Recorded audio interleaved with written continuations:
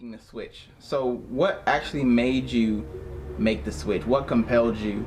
I mean, I know, we've all been in conversation, and I know I brought it up to y'all, but what was that moment where like Alexis or Kayla was just like, you know what, screw it, like I'm switching? Like, what was that moment for you? I'd say for me, I honestly made the switch. I'm not gonna lie, I was ready to make the switch. I was ready to make that jump. I think I chose One United over Citizens Trust. No offense, sorry. Um, yeah, I didn't have a moment.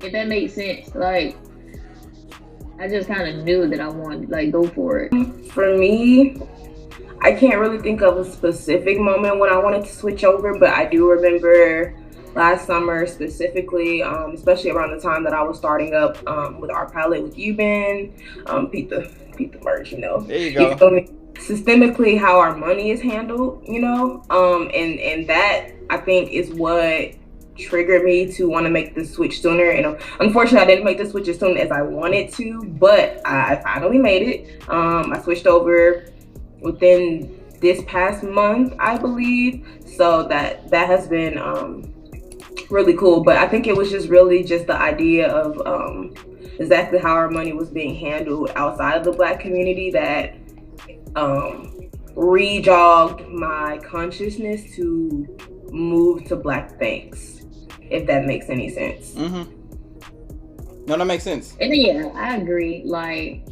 that was kind of like a moment for me too, just seeing how we was being treated during like these protest times, like how we were just being treated in general. If you can take our lives and still act like it's nothing, imagine what you're gonna do with our money. We spend so much money on certain things. They're like, oh, these are just money pigs. Like it just made me feel like y'all really, honestly, truly do not care about us. So why should we stick around? And it's crazy because one of the biggest banks that have our money is one of the biggest banks that have been oppressing us financially for years. Wells Fargo, Wells Fargo. like Wachovia, you're not slick, we still know who you are.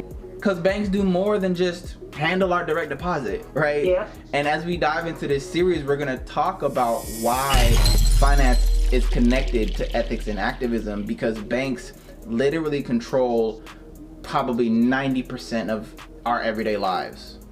Literally. So it's important, right? I'm glad y'all are here with me in this movement, in this Buy Black movement. It's bigger than going to the grocery store. It's bigger than buying at your favorite Black-owned restaurant. We gotta switch everything.